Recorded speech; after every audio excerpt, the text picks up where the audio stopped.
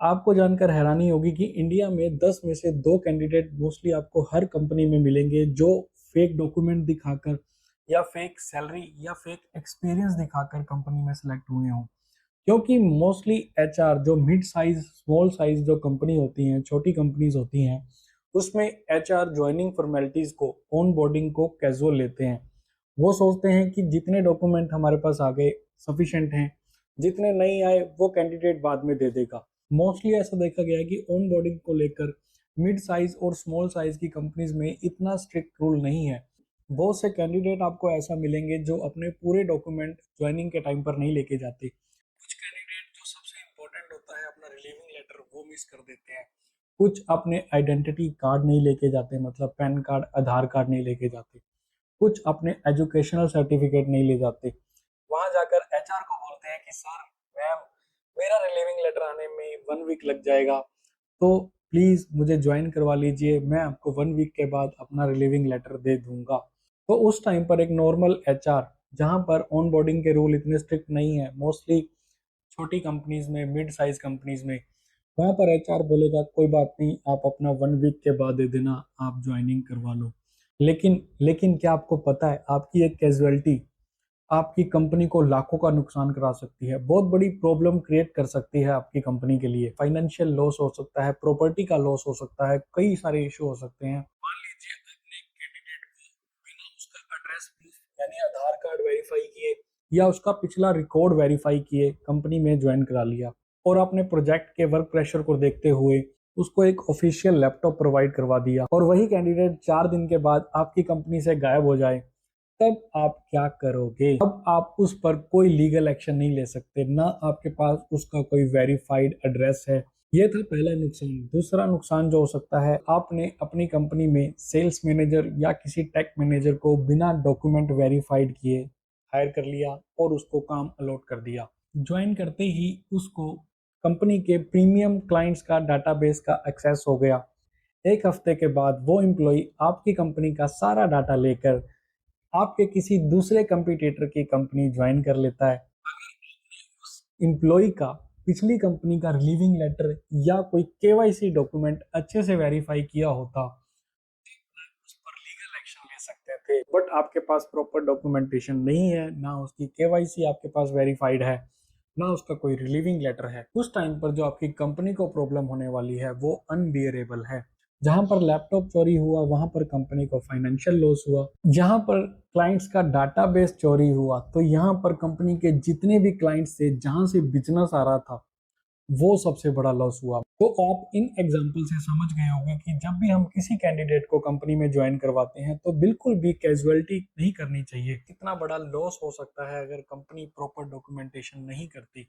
तो hi guys, मेरा नाम है रजत, मैं एक एचआर मैनेजर हूँ। तो आज की वीडियो में हम बात करेंगे 3 सबसे क्रूशियल डॉक्यूमेंट जो एक एचआर और एक बिजनेस ओनर के लिए मैंडेटरी होता है ऑन बोर्डिंग के टाइम पर कलेक्ट करना। तो सबसे पहला और नॉन नेगोशिएबल डॉक्यूमेंट होता है एक्सपीरियंस और रिलीविंग लेटर। इसमें एचआर चेक करता है कि जो उसने रिज्यूम में डेट ऑफ ज्वाइनिंग और डेट ऑफ एग्जिट लिखी है, क्या वो उसके रिलीविंग लेटर से मैच हो रही है या नहीं हो रही है। सेकंड, इसमें एचआर ये चेक करता है कि क्या उसका एक्सपीरियंस और relieving letter proper letter head पर है, क्या उसके एचआर मैनेजर के साइन हैं। तो ऑफिशियली वो डॉक्यूमेंट एक जेन्युइन लगना चाहिए। अगर ये दोनों चीजें मैच कर जाती हैं तो उस टाइम पर हम काफी हद तक मान सकते हैं कि ये एक्सपीरियंस लेटर फेक नहीं है, ओरिजिनल है। तो यहाँ पर प्रो टिप ये है कि अगर आपको कैंडिडेट बोले कि मेरा रिलीविंग लेटर आने में 1 वीक लगेगा, 15 डेज लगेंगे, तो उस केस में आप उस एम्प्लॉय से उसकी पिछली कंपनी का जो उसने रेजिग्नेशन ईमेल डाला था उसकी एक्सेप्टेंस आप उससे मांग सकते हैं।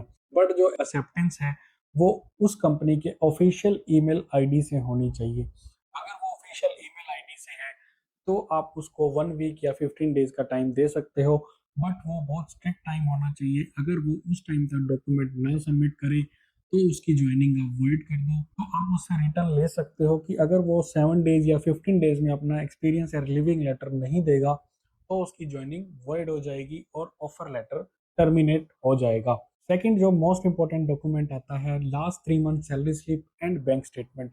यहाँ पर बहुत सारे एचआर क्या गलती करते हैं, कैंडिडेट से 3 मंथ्स की सैलरी स्लिप तो ले लेते हैं बट ना तो उसको वेरीफाई करते उसकी बैंक स्टेटमेंट से, क्योंकि आपको पता है कि मार्केट में आजकल बहुत सारी ऐसी वेबसाइट हैं जो फ्री में या कुछ चार्जेस लेकर फेक सैलरी स्लिप क्रिएट कर देती हैं। तो उस टाइम पर हमें क्रॉस वेरीफाई करना है कि क्या ये सैलरी स्लिप सही है। तो यहाँ पर हम क्रॉस वेरीफाई कैसे कर सकते हैं? जैसे कि आपको पता है कैंडिडेट जब एक सैलरी स्लिप क्रिएट करता है उसको प्रॉपर हेड्स का नहीं पता होता, प्रॉपर डिडक्शन का नहीं पता होता, वो कहीं ना कहीं मिस्टेक कर देता है, चाहे वो पीएफ कैलकुलेट करने में, ईएसआई कैलकुलेट करने में, बेसिक एचआरए कैलकुलेट करने में। तो आपको कैलकुलेशन चेक कर लेनी है, क्या पीएफ की कैलकुलेशन 12% के अकॉर्डिंग है, ईएसआई की कैलकुलेशन 0.75 के अकॉर्डिंग है। तो जब आप क्लियरली कैलकुलेशन चेक करोगे तो आपको पता चल जाएगा कि ये फेक है या ओरिजिनल है। सेकेंडली, आप बैंक स्टेटमेंट से वेरीफाई कर सकते हो। अगर उसकी net in hand salary bank statement से मैच नहीं कर रही तो वो सैलरी स्लिप फेक है। तो हमेशा कोशिश कीजिए एज ए एचआर, जब भी आप किसी एम्प्लॉय को ज्वाइन कराते हैं तो उसकी सैलरी स्लिप जब आप मांगते हैं तो उससे उस मंथ की बैंक स्टेटमेंट भी मांगिए, ताकि आपको क्लियरली पता चल जाए कि ये फेक है या ओरिजिनल है। हर जो देखने में कॉमन लगता है बट वेरी इंपॉर्टेंट डॉक्यूमेंट है उसकी केवाईसी, मतलब पैन कार्ड और आधार कार्ड कलेक्ट करना। पैन कार्ड और आधार कार्ड सिर्फ एक आइडेंटिटी डॉक्यूमेंट नहीं है, ये आपकी कंपनी को लीगली सेव करने के लिए भी बहुत जरूरी है। जब आप किसी एम्प्लॉय को सैलरी देते हो तो उसका टीडीएस डिडक्ट करने के लिए आपको पैन कार्ड की नीड पड़ती है, क्योंकि गवर्नमेंट रूल के अकॉर्डिंग अगर किसी एम्प्लॉय के पास पैन कार्ड नहीं है तो एम्प्लॉयर की रिस्पॉन्सिबिलिटी बनती है कि वो उसका टैक्स 20% काट सकता है। अगर वो उसका 20% टैक्स काटेगा तो उसकी इन हैंड सैलरी कम हो जाएगी। अगर उसकी इन हैंड सैलरी कम होगी तो वो एचआर से आकर आर्गूमेंट करेगा। तो उस केस में एचआर के लिए मैंडेटरी है कि वो एम्प्लॉय से पैन कार्ड पहले से ही कलेक्ट कर ले। आधार कार्ड इसलिए मैंडेटरी है क्योंकि उस एम्प्लॉय को अगर पीएफ और ईएसआई में रजिस्टर्ड कराना है तो उसके पास आधार कार्ड होना चाहिए। पैन कार्ड और आधार कार्ड जब आप एम्प्लॉय से कलेक्ट करते हो तो उसमें आपने चेक कर लेना है कि पैन कार्ड और आधार कार्ड की जो डिटेल्स हैं वो मैच कर रही हैं। क्या पैन कार्ड आधार कार्ड में जो नेम है, डेट ऑफ बर्थ है, क्या वो सेम है, कोई स्पेलिंग मिस्टेक तो नहीं है। तो ये सब चीज़ें एचआर को ज्वाइनिंग के टाइम पर चेक करवा लेनी चाहिए। और ये भी चेक कर लेना है क्या उसके एजुकेशनल क्वालिफिकेशन के जो डॉक्यूमेंट हैं क्या उससे भी वो पैन कार्ड आधार कार्ड मैच कर रहे हैं, उसका नेम डेट ऑफ बर्थ भी उसके एजुकेशनल डॉक्यूमेंट से मैच कर रहे हैं नहीं कर रहे। तो ये भी एचआर को जरूर से चेक कर लेना चाहिए ऑन बोर्डिंग के टाइम पर। तो फ्रेंड्स, ये थे वो 3 क्रूशियल डॉक्यूमेंट जो आपके ऑनबोर्डिंग के प्रोसेस को फुली सिक्योर बनाते हैं। तो होप आपको आज की वीडियो से कुछ इन्फॉर्मेटिव नॉलेज मिली होगी। अगर आपको वीडियो अच्छी लगी तो इसको लाइक जरूर करना, शेयर करना अपने सभी फ्रेंड्स के साथ, एचआर फ्रेंड्स के साथ, बिजनेस ओनर के साथ, ताकि वो अपने ऑन बोर्डिंग के प्रोसेस को स्मूथ बना पाएं और सिक्योर बना पाएं। तो मिलते हैं नेक्स्ट वीडियो में और नई इन्फॉर्मेशन के साथ और प्रैक्टिकल एग्जाम्पल के साथ। तब तक के लिए stay safe, stay updated and thank you.